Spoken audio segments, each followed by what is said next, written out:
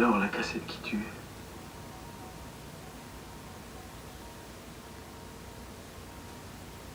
Autant m'emporte le vent. Tout tue. Cul. Autant on emporte le vent est un film mythique, un film hollywoodien, un film de star. Curieusement, il parcourt de sa présence, ou plutôt de son absence, certains des films d'Andrzej Zulawski. Affiche dans la femme publique, il est la cassette qui contient le secret de Sophie Marceau dans L'amour braque. Film de feu, film de sang et d'amour, film d'images, film somptueux, autant l'emporte le vent et l'histoire éclatée d'une femme hantée, d'une femme entre deux hommes. Ici s'arrête la comparaison. Car Zulawski n'est ni Victor Fleming, ni le Truffaut de Jules et Jim, ni même pour les nombreux thèmes et approches qu'ils ont en commun, Fellini, Hitchcock ou Godard. Zulawski échappe aux comparaisons par sa modernité, sa nouveauté et son talent. C'est même probablement ce qui le rend le plus insaisissable aux yeux de la critique cinématographique actuelle, comme le furent à leur époque Renoir, Rossellini ou Eustache, de cette même critique donc, qui, faute de reconnaître en lui un auteur, ne retrouve pas au gré de ses œuvres les références culturelles qui à ses yeux auraient valeur de recommandation.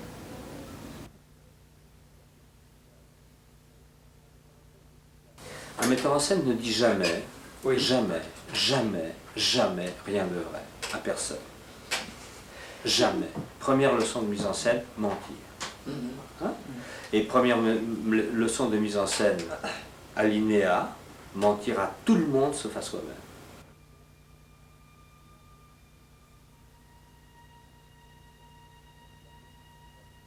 La mobilisation de tout votre organisme en vue de faire parfois à des milliers de gens, non pas ce que vous voulez faire parce que vous avez l'argent, la puissance, mais parce que eux pensent qu'ils le veulent aussi. C'est ça la mise en scène. Et ça, c'est très loin d'un jeu de pouvoir ridicule, c'est très loin d'un trip mégalomaniaque. Vous voyez,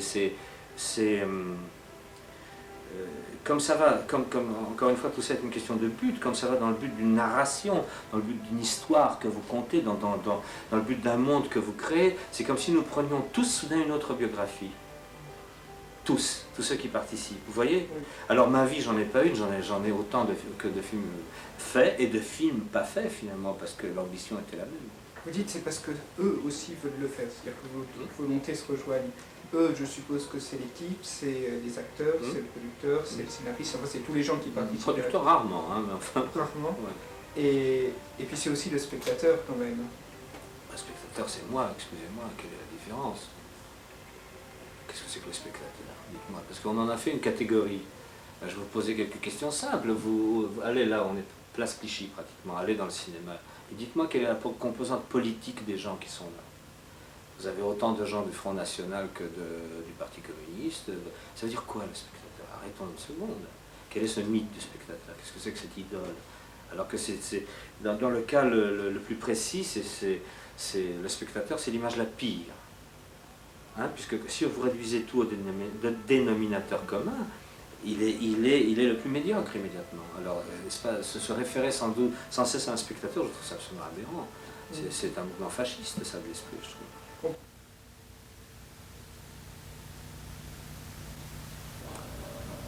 Zulawski, j'ai fait un film avec lui dont l'histoire n'a pas été à l'arrivée ce que je souhaitais, mais Zulawski est un très bon metteur en scène et avec une bonne histoire, il est capable de faire un film excellent.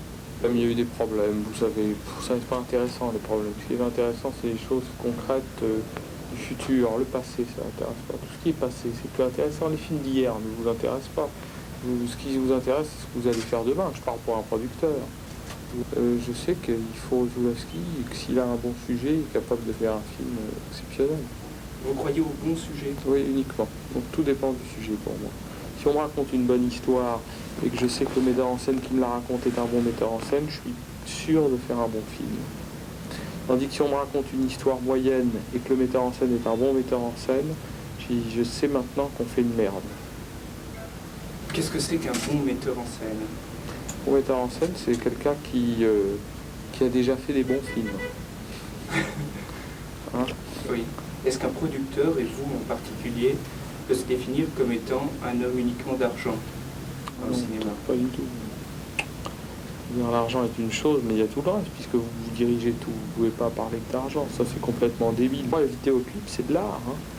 Oui. Absolument, Donc la notion d'art est très très liée au public. je pense, ouais. Oui. Absolument. Vous ne pensez pas que justement la crise du cinéma est liée justement à cette Vous savez, il n'y a pas de crise du cinéma. La crise du cinéma, c'est quoi? Moi, j'ai envie d'aller voir un film, je vais voir L'honneur des Brizzi, je vais aller voir le film avec, je sais pas, je veux dire L'année du dragon. Il n'y a pas la crise du cinéma pour ces films-là, ce sont des bons films. La crise du cinéma, c'est on peut pas forcer le public à aller voir des navets, quand même. Donc, je veux dire, la crise du cinéma, elle existe, je vous répète, pour les mauvais films, pas pour les bons. L'important, c'est d'aimer, c'est un bon film, par exemple. Mais selon quels critères pour vous? Un critère, ça a plu à moi et aux autres, au public. Vous savez, je suis très public, moi. Les films qui me plaisent, en général, plaisent aux autres. Les films qui plaisent qu'à 20 000 personnes, pour moi, ce sont pas des bons films. Un réalisateur, à votre avis, pourquoi est-ce qu'il travaille avec vous? Et dans le cas particulier de M. Zulaski, pourquoi est-ce que M. Zulaski travaille avec vous? Un réalisateur travaille avec un producteur parce qu'il peut pas faire un film sans producteur. Oui. Un producteur peut pas faire un film sans réalisateur, et donc c'est une question d'envie de travailler l'un avec l'autre. C'est donc essentiellement une question... Bah oui, absolument, c'est une question d'envie. Vous savez, un réalisateur qui est un bon réalisateur, il a le choix de travailler avec des producteurs. Les producteurs, il y en a plus d'un. Et les producteurs, ils ont le choix de travailler avec les metteurs en scène parce qu'il y en a plus d'un aussi. Donc là, on se choisit, hein. C'est comme un rapport entre un homme et une femme. Un homme, il choisit une femme, pourquoi? Parce qu'elle lui plaît. C'est exactement la même chose. Oui, mais là, vous choisissez une femme parce qu'elle va plaire aux autres. Non, pas du tout, parce qu'elle vous plaît, et vous lui plaisez, c'est la même chose. Non, non, c'est ça les rapports metteur en scène producteur. Il faut avoir des rapports où on est bien ensemble, on s'entend bien sur un film, on décide de faire un film ensemble. Après, c'est une réussite ou c'est un échec. En tout cas, il y a un parcours dans le de fait. Voilà, c'est ça.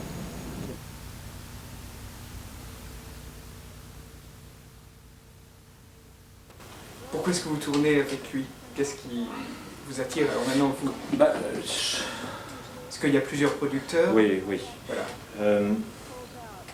Vous avez un peu la réponse dans ces images, c'est-à-dire que voilà quelqu'un qui ne dit pas la vérité. Dans tout ce qu'il a dit, il n'y a pas un mot de vérité. Si, il n'y a pas de mot de vérité, et pourtant, pourquoi il le dit comme ça? Parce que c'est un homme intelligent qui est sur un bateau qui coule. Il le sait mieux que n'importe qui. Il ne va pas vous le dire, n'est-ce pas? Parce que vous ne pouvez donc que faire le constat ou l'accusation de ce bateau qui coule. Il essaie de défendre le bateau. Bon. Et ce qui fait que tout son interview est à la fois un peu faux, ou même totalement faux si vous voulez, mais ce faux rend cet homme très sympathique. Et la vérité d'Alain Sarde, c'est ça. C'est-à-dire qu'il a une foi ou un amour déraisonné pour le cinéma. Vous savez, c'est un homme de 30 et quelques années qui a produit 60 et quelques films. C'est un cas unique dans l'histoire européenne. Quand il dit « moi je n'aime que les films qui font grand public », excusez-moi, il a produit tous les films de Godard. Donc c'est la preuve directe, et à chaque fois qu'il en fait un, il en re-signe un autre. C'est beaucoup plus compliqué et beaucoup plus subtil et beaucoup plus simple quelque part. Il sait très bien que les bons films ce ne sont pas nécessairement ceux que l'on voit. Mais si on veut défendre le cinéma dans ses structures actuelles, ce que tout le monde essaie désespérément de faire, il faut s'accrocher à son rôle. Il joue un rôle, il vous a joué le producteur. Alors que ce producteur-là est aussi un homme sensible, très intelligent, délicat et relativement désespéré par les choses. Alors il faudrait que vous entriez dans son intimité et que ce film-là ne se montre nulle part pour qu'il vous montre ça. En plus c'est un homme public, pourquoi il le ferait?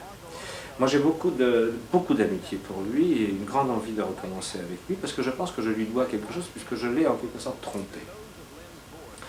Et c'est marrant comme à l'intérieur de tout ce qu'il dit, on retrouve les thèmes éternels du cinéma. Éternel depuis le début.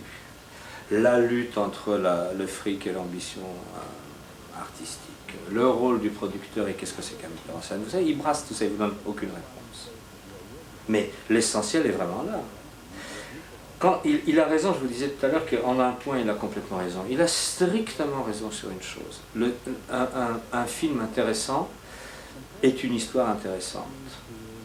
Ça, j'en suis depuis toujours totalement persuadé. C'est-à-dire qu'en Afrique, sous le baobab le soir, le vieux du village raconte une histoire. Si son histoire est mauvaise, on ne l'écoute pas, et le cinéma ne se fait pas. C'est pas plutôt s'il la raconte mal qu'on l'écoute pas? Bah, vous savez, je connais très peu de gens qui sont capables de raconter mal une bonne histoire. Ça, il faut vraiment avoir un talent particulier, parce qu'il y a quelque chose en nous, depuis Homère, qui fait que les bonnes histoires se racontent bien et les mauvaises mal.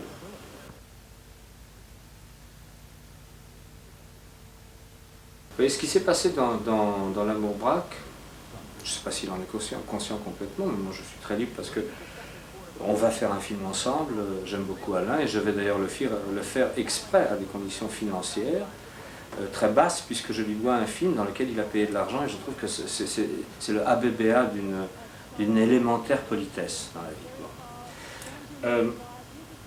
Au sens le plus simple du mot, L'Amour braque n'est pas une bonne histoire. Comment vous dire, Dostoïevski n'a jamais eu de bonnes histoires, Tolstoï a eu toujours des bonnes histoires.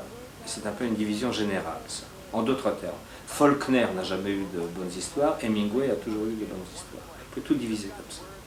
Ce qui n'empêche en rien de préférer Faulkner à Hemingway ou vice-versa. Au sens cinématographique propre, l'histoire de L'Amour braque est une histoire non seulement mauvaise, mais impossible. Si je me mets à vous la raconter, d'ailleurs je vais le faire là. C'est ça. Oui, je vais vous le faire. Vous verrez que vous êtes embrouillé au bout de 20 secondes. Ça raconte l'histoire d'un juif, fils de dissident hongrois. Déjà, il y a 4 mots de trop. Qui rencontre dans un train, par hasard, étant expulsé de son pays, où il vient de passer un séjour en prison et dans un hôpital psychiatrique, parce que son père est mort en tôle, parce qu'on l'a... et il vient en France invité par une tante qui, elle, est une ex-actrice, alors que sa fille est une actrice montante. Il vient donc passer quelque temps et dans le train, il rencontre comme par hasard un gangster qui vient de faire un coup à Nancy avec 4 personnages loufoques. Et ils viennent avec des sacs de fric pour acheter à un gangster vieux dans Paris une fille qui vit avec le gangster vieux uniquement parce qu'elle veut se venger de ce gangster vieux et de ses 4 frères du fait qu'ils aient tué sa mère, qui elle est une femme de flic. Je continue ou j'arrête? C'est une très mauvaise histoire. Pourquoi l'avoir choisi? Parce que, comment vous dire, parce que la grande route du cinéma est une route qui s'embourbe tout le temps. Et que ce sont les routes secondaires, les départementales en quelque sorte, qui font que la lumière perce de temps en temps. Et que c'est une très mauvaise histoire, mais c'est un très beau film.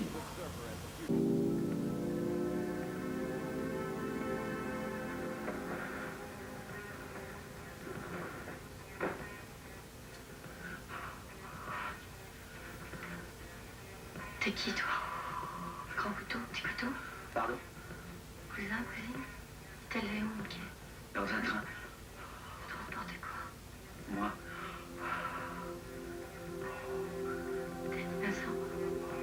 On peut dire vierge pour un homme? Pas longtemps.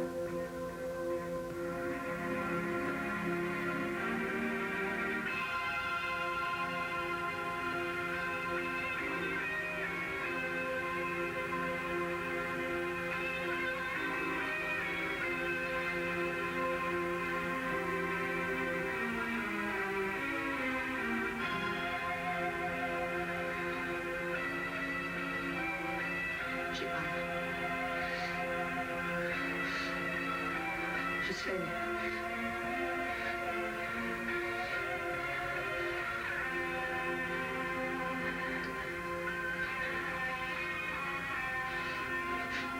Non, tu jouais.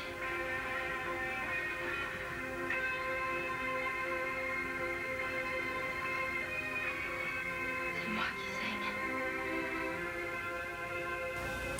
Si vous voulez, la vraie histoire de L'Amour braque, c'est tout à fait autre chose. C'est un innocent dans une société qui ne l'est pas. Et ce que confondent les producteurs, et c'est là où je veux venir à la conclusion de ce discours, c'est que entre la vraie histoire d'un film et son anecdote, il y a parfois un hiatus. C'est-à-dire que dans le cas le meilleur pour un producteur, l'histoire profonde et l'anecdote font un. S'il y a ça, il n'y a pas de spectateur, et le producteur est perdu. Mais quand vous faites faire un film à un producteur, vous n'êtes pas stupide. Vous lui racontez l'histoire profonde. Et il croit qu'il a une bonne histoire. Vous comprenez? Et c'est en cela que je l'ai trompé. Parce qu'il n'aurait pas fait le film autrement. Mais moi, je voulais faire ce film parce que ce film veut dire quelque chose d'important, à mon sens. Quelque chose qui est important pour moi et pas mal de monde. Et il fallait trouver le moyen. Et le moyen, c'est de jongler avec l'intelligence de l'autre, pas la subir. Pourquoi est-ce qu'il vous semble que c'est le meilleur film que vous ayez fait? Voilà ce que je veux dire. Parce que c'est un film où je pleure au bout, pour les bonnes raisons. Il y a plus d'art au centimètre cube de l'amour braque, si vous voulez, que dans tout ce que j'ai fait. Donc c'est un film où on a pris le contre-pied de toutes les facilités. C'est un film qui a un rythme trop rapide pour la compréhension usuelle, normale. Mais si vous voulez, c'est un très bel objet kinétique. Vous savez, c'est comme les belles voitures. C'est une chose qui, en soi, est mieux faite, mieux montée, mieux jouée, mieux illustrée en images, plus cravache, plus brillant, plus insolent par rapport à la pesanteur humaine que nature.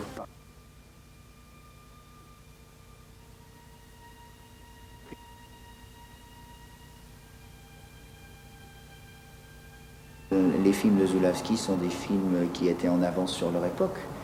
Parce que bien avant le clip vidéo, Zulawski tournait déjà à une vitesse, avec une violence d'écriture qui correspond, je ne fais pas de comparaison, mais qui correspond à peu près à ce qui se passait en littérature quand tout d'un coup on a vu arriver des gens comme Nerval, comme Rimbaud en poésie, des choses comme L'autre et Amont, Les Chants de Maldoror, enfin des choses comme Dostoïevski, des choses complètement à l'inverse de la bonne écriture qui se faisait à l'époque.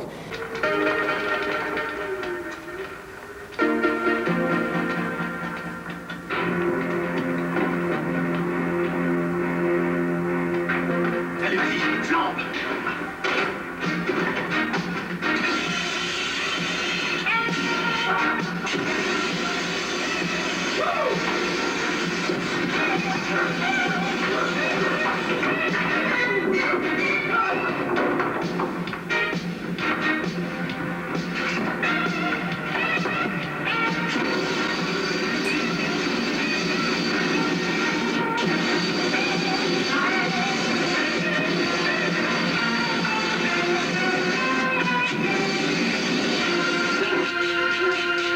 Encore toi?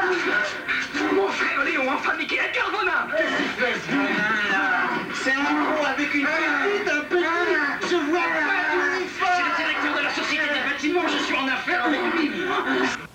Et là, on aborde un chapitre beaucoup plus vaste qui devrait s'appeler le déclin de l'empire du cinéma. Nous assistons au déclin de l'empire du cinéma, sinon à sa fin absolue. Je penserais plutôt que c'est sa fin absolue. Les critiques ne font que suivre le mouvement. Et dans ce mouvement de déclin absolu, vous voyez une différence très propre, très claire. C'est-à-dire que la critique telle que l'ont définie certains Américains, Allemands ou André Bazin d'ailleurs, bon, sur un plan très rudimentaire, c'est un pont entre l'ambition d'un film et l'indifférence d'un spectateur. N'est-ce pas? C'est-à-dire c'est une explication intime et profonde. C'est comme mettre le doigt sur le ressort intime d'un film, le faire voir et retrouver qu'en nous, spectateurs, il y a des ressorts qui correspondent. Bon. C'est un rôle presque social, c'est-à-dire qu'a fait André Bazin, je parle de lui parce que nous sommes en France, mais il n'a vraiment pas été le seul, il a codifié quelque chose qui s'appelle de la culture de masse. C'est-à-dire, au lieu du divertissement de masse, il a essayé de formuler une culture de masse. Cette culture, maintenant, se traduit par quoi? Non plus par de la culture, mais par des cultes. On a le culte de Marilyn, le culte de très mauvais metteurs en scène hollywoodiens, le culte même de certains producteurs hollywoodiens. Ça va très très loin. Enfin, on a le culte de tout, mais aucune culture. Un bon critique aujourd'hui, c'est celui qui vous dit 30 secondes avant tout le monde ce que tout le monde va ressentir. Alors que Bazin disait le contraire de ce que ressentait une salle populaire. N'est-ce pas? Très souvent. Et il avait comment dire, l'humanité, la chaleur, l'intelligence, la force de persuasion pour ramener peu à peu les gens à son point de vue, qui était un point de vue finalement profondément réfléchi et profondément calme. Et ouvert. Calme, alors que la critique d'aujourd'hui est le contraire du calme. Comprenez? C'est-à-dire la critique d'aujourd'hui bombarde M. Gaultier, le couturier, d'autant d'adjectifs et les mêmes qu'un metteur en scène. C'est-à-dire, tout cela n'est qu'une course en avant dans laquelle la critique doit être un peu plus rapide que vous, c'est tout. Il n'est pas difficile d'être critique de cinéma aujourd'hui, voilà. Et moi, je l'ai été pendant plusieurs années quand j'avais votre âge, donc je parle un peu en connaissance de cause. C'est beaucoup moins difficile que jamais. Vous ne pensez pas que c'est un peu dangereux pour le cinéma que ça soit moins difficile? Ça Mais dangereux pour le cinéma, vous parlez d'un cadavre et vous dites est-ce qu'il est dangereux de lui donner de l'aspirine? Enfin, le cinéma, c'est mort, hein. C'est fini.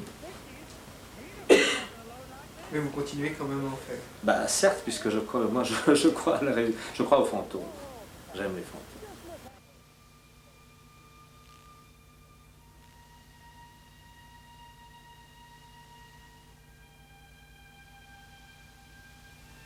Ce qui est intéressant d'ailleurs, et ça fait partie des choses formidables de ce métier, c'est la découverte des gens.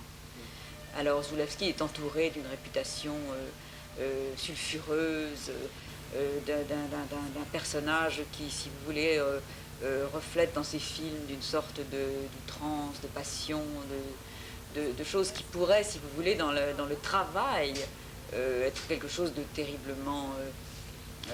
enfin, de très déséquilibrant pour moi, qui suis quelqu'un de très équilibré, justement. Et j'ai rencontré un homme qui est un travailleur forcené, comme moi, parce qu'on a beaucoup travaillé tous les deux et et qui a, si vous voulez, surtout curieusement peut-être pour l'extérieur, un sens du cinéma qui est le même que le mien. Je suis un voyageur. Elle, c'est une autochtone. Vous me suivez? C'est une habitante d'ici. Si je travaille avec elle, c'est justement parce qu'à l'intervalle, j'espère que vous en êtes aperçu, c'est quelqu'un de très intègre, curieusement. C'est-à-dire curieusement parce que comme Daniel Thompson a fait beaucoup de films jaugés complètement commerciaux, donc sans intérêt artistique, mais en fait fonctionnant très bien auprès d'un public, c'est très facile de renvoyer ça, de dire bon bah oui, cinéma commercial, ils l'ont fabriqué entre 3 bouteilles de champagne, n'est-ce pas, et de séjour à Saint-Tropez. Daniel Thompson est quelqu'un de complètement vrai par rapport à ce qu'elle est. C'est-à-dire, jamais vous ne pourriez l'accuser d'être menteuse, d'être cynique, d'être trompeuse, d'être tricheuse. Elle a, comment vous dire, une compréhension du fonctionnement des choses, un bonheur de vivre, un bonheur d'exister à l'intérieur d'un succès, donc une compréhension de ce succès, qui sont propres. Maintenant, regardez, je lui ai proposé une histoire qui est une histoire, le contraire de la petite démonstration que j'ai faite tout à l'heure, c'est-à-dire c'est une histoire simple. C'est une histoire qui demande une écriture professionnellement ancrée dans une réalité qu'elle connaît mieux que moi, que celle d'ici. Moi, je suis touriste, elle est autochtone, encore une fois. C'est un petit peu comme notre mort à nous, moi j'évite d'y penser, parce que je crois que le cinéma ne mourra jamais, je crois qu'il y a évolution, la télévision est quelque chose que je respecte beaucoup et qui est une forme d'expression considérable, qui est très très liée au cinéma. Donc je ne crois pas qu'il faut faire de clivage entre la télévision et le cinéma.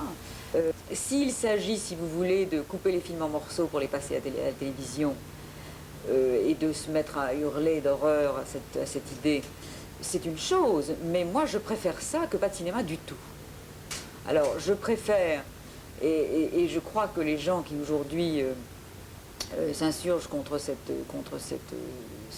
ces nouveautés. D'abord, leurs films, depuis des années, sont coupés en morceaux sur toutes les télévisions du monde. Et c'est comme ça. Et ensuite, à partir du moment où on dira à ces gens-là, dans 1 an, dans 2 ans, dans 3 ans, vous avez tant de millions pour faire votre film, mais si vous ne refusez de le donner à la télévision, vous n'avez plus que la moitié et vous ne pouvez plus faire votre film, qu'est-ce qu'ils diront, à votre avis? Ils feront leur film. Vous semblez plus responsable de cette crise du cinéma. Écoutez, je redis, je ne dis pas du tout le contraire de ce que je viens de dire, mais je crois qu'on ne peut pas ignorer la télévision. En d'autres termes, pourquoi le cinéma a continué à exister tant qu'il n'y avait qu'une chaîne? C'est pas parce que c'était pauvre, mais c'est parce qu'on n'avait pas le moyen de faire clic. Mais du moment où vous faites clic et vous changez de spectacle, vous êtes le maître du spectacle. Absolument. Bon. Les gens qui vont dans les salles de cinéma n'ont pas d'appareil magique pour dire j'aime pas ça, clic, n'est-ce pas? Qu'est-ce qu'ils font? Ils se rebellent. Si ça ne leur ressemble pas, ils se rebellent. Ici, si ça ne leur ressemble pas, ils font clic, n'est-ce pas? C'est terrible. Mais terrible. Mais d'un autre côté, ce pouvoir nouveau qui fait que plus que jamais, nous sommes les esclaves d'un public qui a la haute main, n'est-ce pas? La haute main sur notre imaginaire. Alors qu'ils ne se rendent pas compte que leur imaginaire collectif n'est pas fait par eux, mais déjà par ça.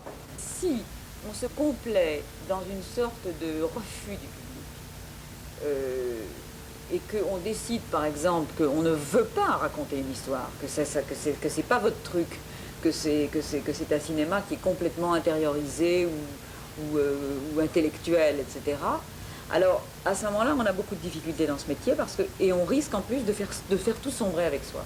Je pense que si vous voulez, il y a un certain nombre de metteurs en scène et d'auteurs, Zulawski d'ailleurs, Bergman, Fellini, Scola, qui sont des gens qui réussissent certains films plus que d'autres, qui gardent une véritable sévérité par rapport à leur travail et qui rencontrent l'adhésion du public. C'est une phrase de Jean Cocteau dans les entretiens sur le cinématographe. Il dit ceci: ce n'est pas à nous d'obéir au public qui ne sait pas ce qu'il veut, mais d'obliger le public à nous suivre. S'il refuse, il faut employer les ruses. Images, vedettes, décors et autres lanternes magiques propres à intriguer les enfants et à leur faire avaler le spectacle. Ensuite, ils le digèrent. S'ils ne l'éliminent pas instantanément, le poison bénéfique entre dans l'organisme. Peu à peu, le mal de sottise arrive à s'atténuer et dans certains cas assez rares à se guérir. C'est formidable, c'est exactement ce que j'ai essayé de dire, sauf qu'il le dit beaucoup mieux que moi. Exactement. Il faut employer les ruses. Et les ruses, Mais ce ne sont que des ruses. Non, ce ne sont pas des ruses. Les ruses deviennent les bases mêmes de ce métier.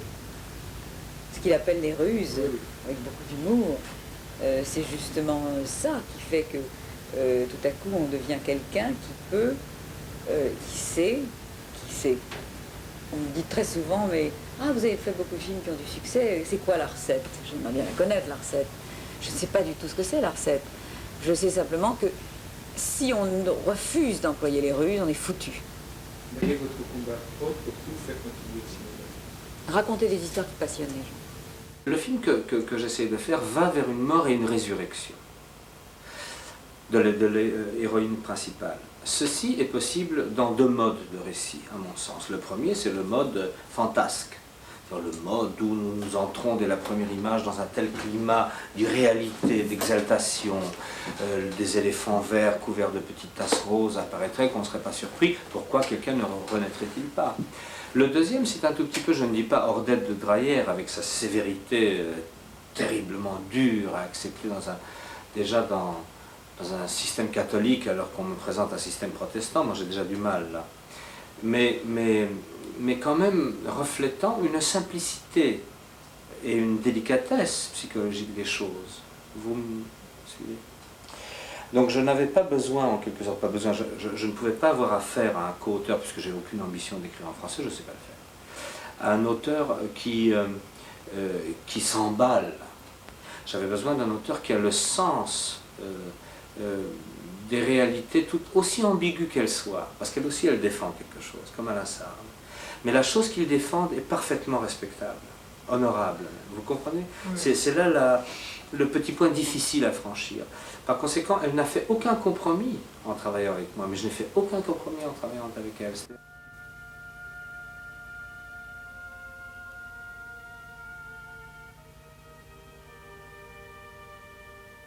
cinéma est un art mineur. Alors quand vous en parlez, je vous trouve très modeste parce que je crois que c'est super important. Annette, il vaut mieux penser ça et faire des chefs-d'œuvre que penser le contraire et faire des navets. Oui, mais là, vous commencez à être minaudant. Ça, c'est votre côté Alain Sable. Non, vous savez, Non. quand j'entends Verneuil dire que le cinéma est génial et il fait les merdes qu'il fait, il me fait rire. Bon. Ok. Alors je préfère vers l'humilité de dire, écoutez, là on va... Mais ça devient un système. Non, mais c'est pas un système. Écoutez, je viens d'un pays où il n'y a pas de système. Merde. Moi, je suis né en 40. Pendant la guerre, on fusillait des gens sous mes fenêtres. Mon père a donné son sang à des poux enragés du typhus pendant 6 ans. C'est comme ça que j'ai survécu. J'ai participé à 3 révoltes contre Staline et son système. Qu'est-ce que vous appelez minauderie? Vous me faites rigoler. Le cinéma, c'est de la couille à côté. C'est de la Non, parce que ça vous permet de... Monsieur de la Couille est le seul grand metteur en scène soviétique et le plus grand menteur de l'histoire du cinéma. Il s'appelait Eisenstein. Il a fait tous ses films faux. Et néanmoins, ils sont géniaux. Ça vous donne une certaine leçon de, Mais puisque vous ne faites pas relativité ça, des choses. puisque vous ne faites pas ça, C'est... puisque vous ne voulez pas manipuler le spectateur, c'est un but très très élevé.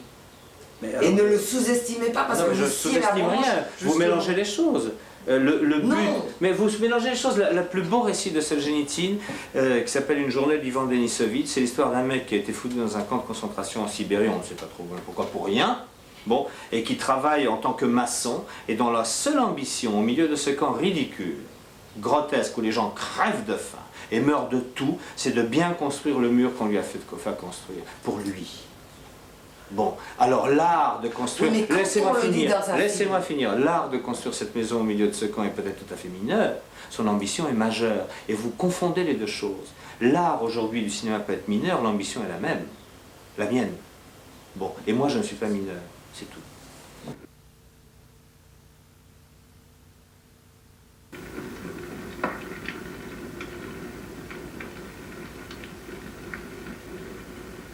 Pardon. Merci. On brûle pas les gens. Je vous donnerai tout. Mon nom, mes souvenirs, ma vie, mon mouchoir. Jetez-moi moi, quand vous voudrez, si c'est utile pour vous.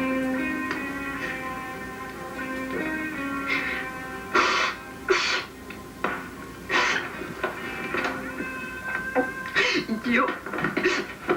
Craque pas, c'est ma femme. Tu l'aimes aussi? Oui. C'est mon mouchoir. Et moi? Oui. Et toi? Peut-être. Ami? Amant? Profitons du printemps.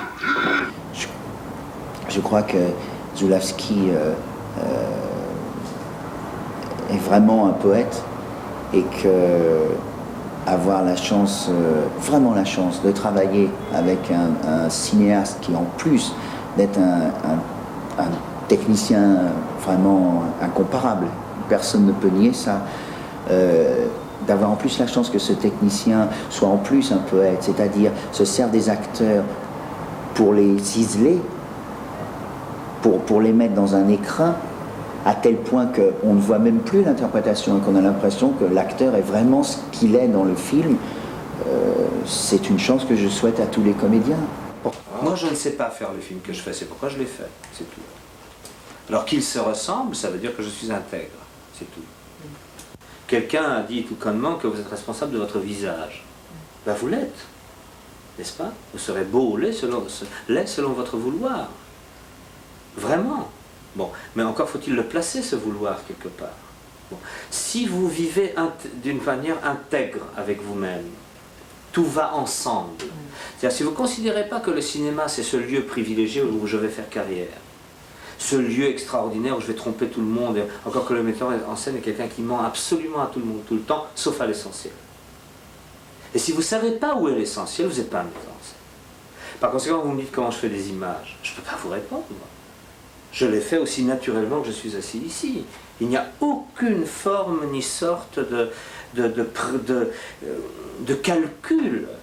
Il y a des réflexions qui sont balisées par le fait que déjà nous employons un langage. Moi je peux faire et vous me comprendrez. Si je le fais, vous ne comprendrez pas ce que je dis. Par conséquent, je suis balisé par la culture. Balisé. J'ai vu les films des autres.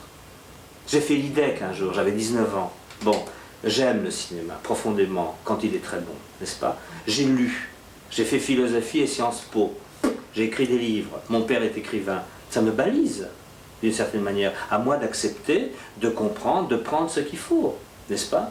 Donc, mon mouvement sur un plateau de cinéma est la résultante de, comment vous dire, non pas composite de tout ça, mais de ce que j'en fais moi. N'est-ce pas ce moi, mon moi mystérieux, Dieu sait d'où. Qu'est-ce que c'est que ce truc, hein? Mais néanmoins, le mouvement de mettre en scène est un mouvement où on retourne. Pourquoi jouer naturel à l'homme, croyez-vous? Pourquoi dans toutes les civilisations, toutes, quelles qu'elles soient, il y a le chaman et le jeu? Et l'invention de Dieu, ce qui en découle. C'est la seule chose qui nous lie tous.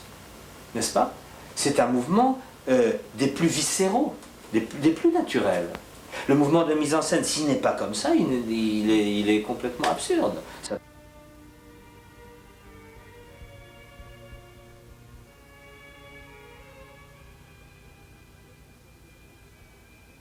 L'acteur ne sait jamais pourquoi il est bien et quand il est bien.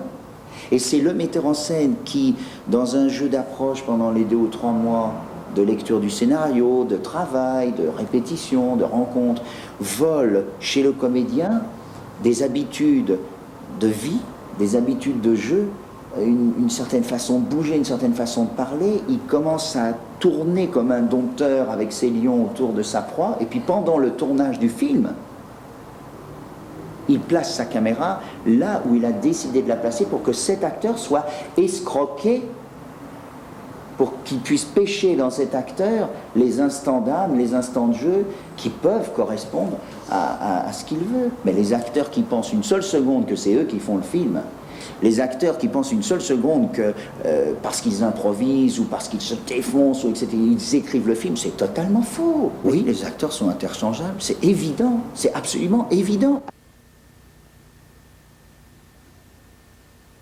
Zulawski a une attitude tout à fait pure avec l'acteur, puisqu'il s'est demandé ça, et avec l'actrice, je crois qu'il a une attitude qui est beaucoup plus impure. Disons qu'il se conduit comme un diable avec la femme et comme un dieu avec l'homme. Mais je pense que pour lui, diable ou dieu, c'est la même chose.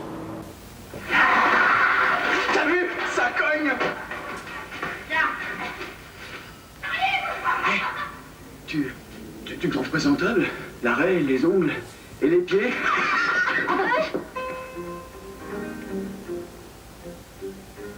Les boucles d'oreilles, vous portez pas? Difficile à porter. T'es vous? C'est moi. Boucles d'oreilles échantillon. Pourquoi ce soir? Parce que 50% de matière merde chez un fiancé, c'est pas assez, ça gâche tout. Pourquoi moi?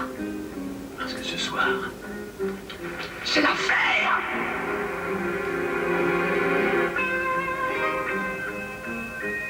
Vous savez comment peut se mesurer l'amour? Non. Vous regardez quoi? Vous tenez de travers. Je veux dire, vous êtes belle. Du travail? Les fantômes qui hantent Zulawski sont peut-être des femmes. Ces femmes qui traversent son cinéma, de Romy Schneider à Sophie Marceau, en passant par Isabelle Adjani et Valérie Caprisky, rappellent irrésistiblement les Louise Brooks, les Dietrich ou les Garbeau, que les gens du cinéma ont si évidemment nommé des stars. L'apparition de Sophie Marceau dans L'amour braque éclaire le film d'une rare fulgurance, car ce n'est pas seulement le personnage qui paraît, mais aussi son double, l'actrice, que nous ne pouvons nous empêcher dès lors de reconnaître et d'admirer. Je ferai de toi une star, proclamait Huster, metteur en scène, à Caprisky, actrice, dans La femme publique de Zulawski. Cette obsession de la star qui parcourt Zulawski et qui conduit ses films, c'est à Sophie Marceau que nous avons demandé d'en témoigner.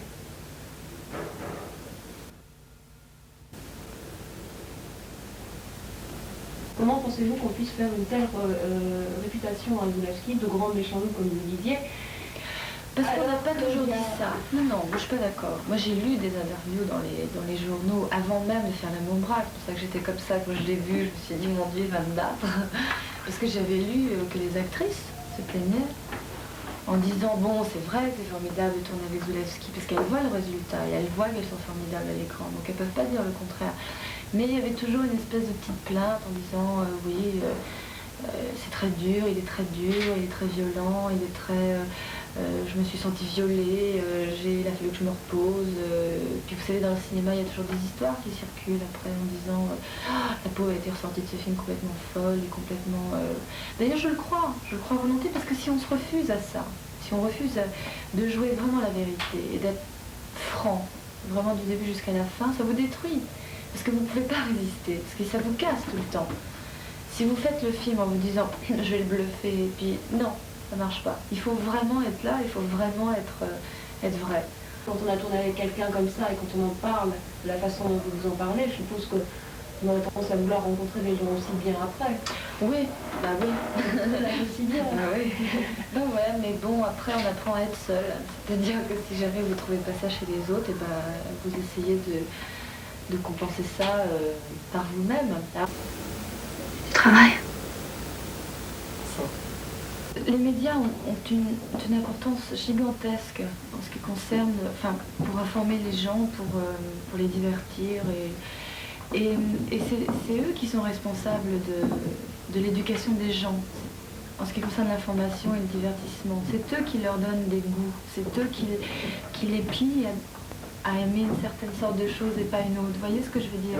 On éduque les gens, parce que les gens vous écoutent. Les gens allument la télé pour écouter l'information. Les gens lisent les journaux, donc ils vont croire ce que vous écrivez, ils vont croire ce qu'ils voient. Donc donc c'est les médias et c'est les choses publiques qui sont responsables de ça. Donc depuis des années et des années et des années et des années, on éduque les gens d'une certaine façon. Et on aboutit à quoi? On aboutit au César, par exemple. Vous voyez? Alors, et un film de Zulawski, c'est complètement différent, c'est autre chose. Donc soudain, c'est un contre-coup et ça ne peut pas fonctionner forcément. Et qu'est-ce que vous diriez alors pour que les gens justement puissent sentir cette profondeur du film de Zulawski et cette simplicité surtout? Vous savez, on ne change pas les gens. Je m'aperçois d'une chose, c'est que ça ne sert à rien de dire et de dire et de dire et de dire, parce qu'on ne change pas les gens. C'est faux, ils sont comme ils sont et on ne les change pas. Ils sont très bien comme ils sont, je le répète une fois de plus, je ne fais pas le procès des gens et des... Parce que c'est con de parler de la masse d'ailleurs, parce que c'est insignifiant, il faudrait parler d'une personne et d'une personne. On peut pas, il faut... S'ils veulent pas, ils veulent pas, vous savez, c'est aussi simple que ça. Ce qu'elle essaie de dire, je crois, là, très désespérément, c'est que on ne peut pas avoir la prétention de penser que le cinéma change les gens. On ne peut pas l'avoir. Parce que si le cinéma change les gens, c'est dans certaines circonstances molles et pour une minute. Moi, je considère cette minute comme énorme. Énorme aussi. Bon, mais pour une jeune fille de 19 ans, une minute, ça ne compte pas. Elle voudrait quelque chose d'essentiel. C'est un film important, mais ce n'est qu'un film. Et c'est quoi le cinéma? Je veux dire, on peut... Non, mais c'est quoi le cinéma? Moi, j'en fais mon métier, c'est vraiment ce que j'aime le plus au monde et je pourrais pas faire autre chose. Enfin, je pense pas dans la vie, mais faut aussi avoir les pieds sur terre et voir ce qui se passe autour et de s'apercevoir que le cinéma dans le monde a une place mais vraiment minime et que ça n'a pas l'importance que l'on croit. C'est quand même, ça fait partie d'un luxe, c'est quelque chose de très... je sais pas, c'est quelque chose en même temps qui fait rêver, et c'est formidable qu'il y ait le cinéma, c'est formidable qu'il y ait l'art, tout simplement, mais le cinéma fait peut-être partie des choses les moins importantes dans l'art, enfin je crois. C'est curieux ça. Je sais pas, ça vous ennuie pas qu'on reste un petit peu là-dessus? Non, peut-être. Justement, puisque c'est quand même des questions essentielles, on y arrive en tournant autour. Et le cinéma, c'est un art mineur, ou c'est un art, qu'est-ce que c'est? Enfin, non, parce que non, mais le cinéma, c'est quelque chose... Enfin, vous comprenez pas ce que je veux dire, c'est difficile. Le cinéma, je sais pas, non, c'est pas un art mineur, c'est pas ce que j'ai voulu dire, mais c'est un art qui appartient vraiment... C'est un art qui est fait pour être populaire. Donc à partir de ce moment-là, c'est beaucoup moins élitique que tous les autres. Alors, ça engendre plein de choses, ça engendre des comment on dit, merde, je trouve pas le mot, je le trouverai, c'est des exigences, c'est-à-dire qu'il faut Des le compromissions public, aussi. oui, quelque part. Il faut se compromettre un peu quand on fait du cinéma. Ou alors, on fait des choses qui sont absolument pas commerciales, et après vous avez plus de fric pour faire votre second film. Et vous faites quoi si vous n'avez pas d'argent pour faire votre second film? Alors, si vous faites pas de concessions pour plaire à la masse, pour plaire au public, pour plaire à tout ça, vous savez, c'est très difficile. Regardez tous les plus grands metteurs en scène, le mal qu'ils ont pour faire leur film. Il leur faut des années pour avoir de l'argent pour faire leur film. Pourquoi? Parce que ce qu'ils expliquent dans leur film, c'est pas l'histoire de mon voisin qui fait je sais pas quoi à sa bonne femme et qui a des problèmes. Vous voyez, c'est des choses beaucoup plus essentielles et importantes. Alors c'est pour ça que je dis que le cinéma, c'est un art de concession. Non, pas complètement, mais disons que c'est plus... ça se veut, c'est plus quotidien, plus cheap quelque part, que le reste. Qu'est-ce qui fait qu'en concession chez Zulawski? Il en fait pas. Aucune? Non. Aucune. Et ça coûte cher.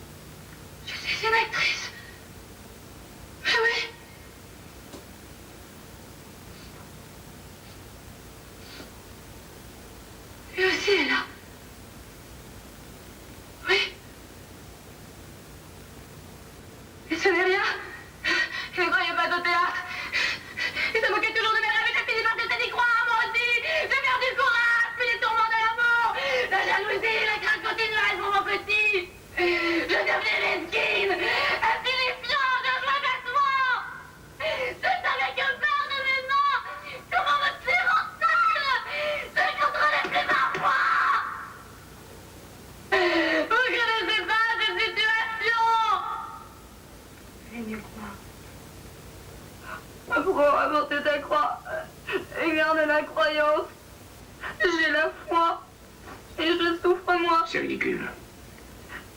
Des filles comme ça. Et quand je pense à ma vocation, on dit des putards. Oui, oui. La vie me fait peur.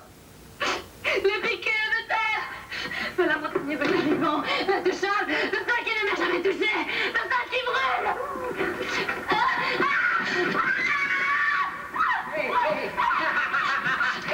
Pour un comédien, la chose la plus importante avant de réciter votre texte, pas les mots qui sont importants, c'est l'état dans lequel vous êtes. Donc, quand vous avez à réciter, ensuite les mots viennent. Donc il faut que vous appreniez votre texte, il faut que vous le connaissiez, parce qu'il y a aussi des ruses, il y a des virgules, il y a des trucs, des machins. Après, c'est le jeu qui vient. Mais il faut que d'abord vous soyez dans l'état, parce que vous pouvez être dans un état hilar ou dans un état désespéré. Et c'est ça que le spectateur, ou du moins la caméra, doit ressentir en premier. Parce que c'est terrifiant une caméra. Une pellicule, ça prend, ça vous absorbe d'une façon impudique même, je dirais. Je tiens à garder vraiment une pudeur quand même, quelque chose, un quant à soi. Et c'est très important parce que c'est ça aussi qui nuance. Et c'est ça aussi qui vous dirige et qui vous donne les limites. Et ça, Zulawski le respecte très très bien. C'est-à-dire qu'il vous demande, mais il ne dépasse jamais la limite. Jamais. Et moi, je ne veux pas qu'on la dépasse et je la garde toujours pour moi aussi. Vous vous reconnaissez dans ce qu'elle dit? Non, je découvre un aspect de réflexion de cette très jeune actrice qui m'aime beaucoup, parce que ça veut dire qu'elle pense beaucoup. Et c'est déjà vraiment sympathique. Il y a plusieurs choses importantes dans ce qu'elle dit. Soyons sérieux une seconde, enfin, jetons bas les masques, hein, si j'ose dire. Vous savez, Pour pratiquer ce qu'on appelle tout stupidement de l'art, il y a en fait que deux façons. Il y a toujours deux façons pour tout. Hein. C'est tellement facile de dire deux. Mais en fait, il y en a deux. C'est-à-dire, une, c'est utiliser votre intelligence, votre savoir-faire, votre métier, votre facilité de provoquer les choses chez les autres, votre talent de manier un pinceau ou une caméra,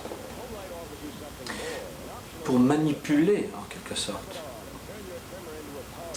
le moyen que le bon Dieu ou Alain Sard vous offre, et l'intelligence, c'est Hitchcock ça. C'est-à-dire, vous utilisez votre intelligence, je vais vous dire en des mots plus simples, l'encyclopédie soviétique définit l'intelligence comme, c'est vraiment au tome, je sais pas, 17, je l'ai lu de mes propres yeux, comme la faculté d'adaptation. Je trouve que c'est la plus horrible des définitions qui soit.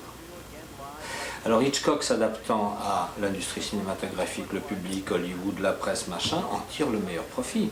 Ce qui fait marcher tout le monde, et réussit à glisser par les fentes de cette manipulation des choses qui nous plaisent ou nous pénètrent 20 ans après qu'ils soient morts. Un peu. Parce que moi je ne pense pas autant de bien de ces films que les autres. C'est mon bras. L'autre façon d'utiliser son intelligence, c'est comme ne pas l'utiliser.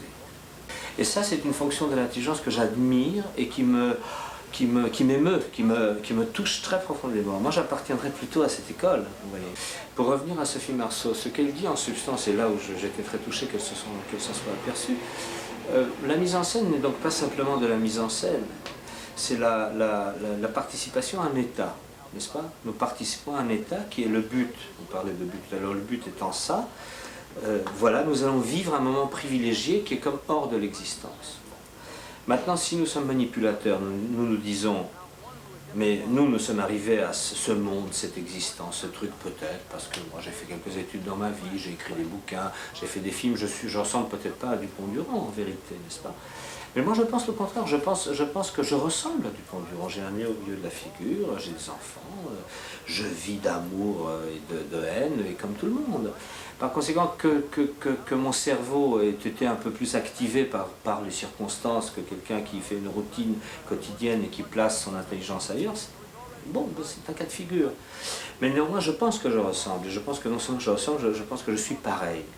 Donc c'est par, si vous voulez, tout cela se tient, encore une fois, je répète cette phrase, c'est par respect de la liberté d'autrui qu'on leur offre des choses qu'ils ne peuvent pas comprendre.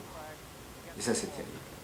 On fait des films meilleurs qu'ils ne le sont, meilleurs qu'ils ne veulent se voir, ces gens qui vont voter pour Le Pen. Et on espère qu'ils iront avec la même ouverture et le même amour. Ils ne peuvent pas, par essence.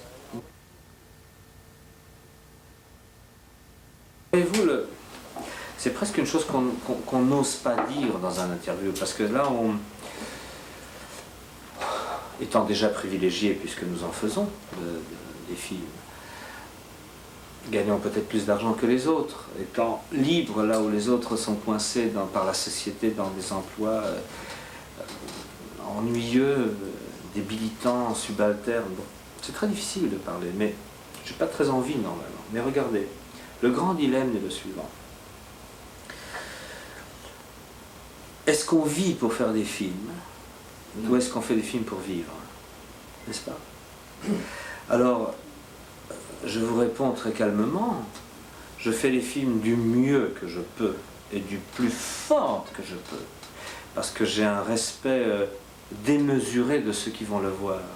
Par conséquent, il n'est pas rendu parce qu'il est démesuré, n'est-ce pas? Mais néanmoins, je l'ai fait pour ma vie à moi, et mon égoïsme, ou tout simplement mon honnêteté de l'avouer, est simple. Je suis responsable que d'une seule chose au monde, mon destin. Mon caractère n'est pas seulement ce que je réussis, mais aussi ce qui me limite.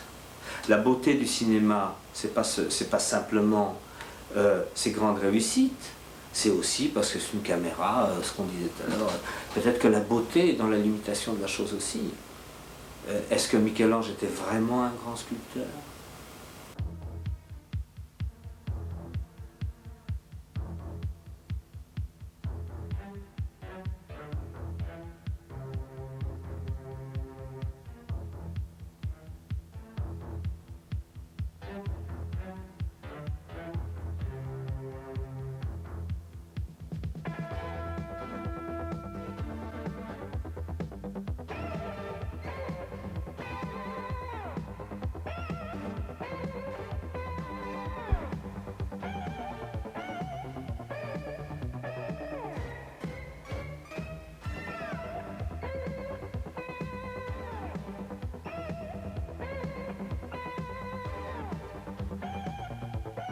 traduction. Le texte n'a aucune importance, vraiment. Moi, je crois que le texte... si, je veux dire, quand on fait du Shakespeare sur une salle, alors là, c'est important, le texte. Mais... J'avais même parlé des virgules dans un texte. Oui, non, parce qu'à ce moment-là, c'est le jeu qui vient. Et ça, le jeu, c'est aussi le métier, je veux dire, quand... Mais encore, je n'ai pas vraiment... Enfin, ça, j'ai dit ça un peu comme ça à l'intuition, puisque... Parce que ça, j'ai pas vraiment goûté. Vous savez, au cinéma, vous n'avez pas de texte. Il y a une phrase, et puis c'est tout, hop, coupé, et puis on passe à l'autre plan. Il n'y a pas de texte, jamais. Au théâtre, il y a du texte. Donc là, vous apprenez à jouer avec le texte. Vous apprenez à le dire, puis à le sentir surtout. Mais moi, j'ai jamais fait de théâtre, donc ça, j'en parle difficilement, je n'ai pas eu d'expérience pour en parler. Mais au cinéma, c'est surtout l'émotion qui doit passer, vraiment. C'est surtout l'émotion, je crois, parce que le texte n'est pas là pour vous aider, justement. Alors qu'au théâtre, il est là pour vous aider. Parce qu'il y a des mots, parce que ça a été écrit par des types sublimes qui ont su écrire des mots superbes et les aligner les uns derrière les autres. Au cinéma, ça n'a rien à voir. Il n'y a pas le même lyrisme, il n'y a pas le même... c'est beaucoup plus cru, le cinéma. C'est l'émotion ou rien du tout. Donc le texte... vous savez, l'amour braque, on disait très souvent, en dehors du respect que j'ai pour le travail de Rhoda Gil dans le film, pour les dialogues qui sont vraiment très très beaux, on pourrait très bien couper le son. Ce serait la même chose. Il y a surtout quelque chose de particulier. C'est vrai, on se le dit très souvent. Il y a surtout, je crois, quelque chose de particulier à Zulawski, c'est que la façon dont il fait jouer les comédiens fait aussi oublier le texte parce qu'il y a un débit particulier qui fait que par moment on ne le comprend pas, le texte. De toute façon. Surtout dans l'amour braque, il y avait des problèmes. Voilà, de son, surtout dans l'amour braque, particulièrement, mais ça existe dans les autres Zulawski, ça existe dans La femme publique, ça existe dans Possession. Mais c'est vrai, dans l'amour braque, il y a des moments où le texte est pratiquement occulté pour... Oui, parce qu'il est crié ou parce qu'il voilà. est... Oui, mais c'est du spectacle, faut pas l'oublier. C'est du cinéma. Et moi, quand je vais au cinéma, j'ai pas envie de voir la même histoire que je viens de vivre le matin. C'est vrai, en allant acheter mon pain. C'est du cinéma, c'est de la chanson, c'est de la chanson, c'est du théâtre, c'est de la musique. Pourquoi est-ce que soudain un acteur ne chanterait pas une chanson en plein pendant le film ou ne crierait pas son texte? Pourquoi? Est-ce qu'il y a des lois? Est-ce que parce que vous vivez pas comme ça dans la vie, alors vous dites c'est peut être comme ça dans le cinéma. Et c'est les gens comme ça qui vont voir l'amour braque. Comment voulez-vous qu'ils comprennent l'amour braque? Une dernière chose, avant de faire cette émission-là, quand on vous présentera, j'aurais aimé mettre une séquence. Quelle est la séquence qui vous... Celle que vous voulez, je les aime toutes. Toutes? Ouais. Il n'y en a pas une qui sort... La mouette. Oui, la mouette. La mouette, ou la première scène au moment où vous montez l'escalier, ou... non, pas, vous montez pas l'escalier, vous montez l'escalier où vous ouvrez la porte. Moi j'aime bien les deux. C'est du travail, je l'aime beaucoup celle-là. À la fin, je dis c'est du travail. Ou la mouette, oui, que j'aime beaucoup. Ou même, je sais pas, chaque scène est vraiment... Enfin, la mouette, mettez la mouette. Oui. Ouais. D'accord. Bien. Merci. Ça va? Oui, je pense. D'accord. Eh bien, merci beaucoup. Quand est-ce que ça passe? Ça passe, on le monte d'abord, on présente des extraits de conversation à Zulawski, qui les commente. Ah oui, il va commenter. Il va commenter. Et à la fin, on fait une émission qui est une maquette pour l'instant, pour la télévision. Cette émission a été acceptée, mais je fais une maquette. D'accord. Voilà. On pourra le voir, ça? Ah bah bien sûr, oui. Ouais. Bon, vous avez mes coordonnées, si oui, si jamais. de toute façon. Okay. Puis Daniel Thompson et Alain Salle aussi, vous deux voir. Ouais. Donc,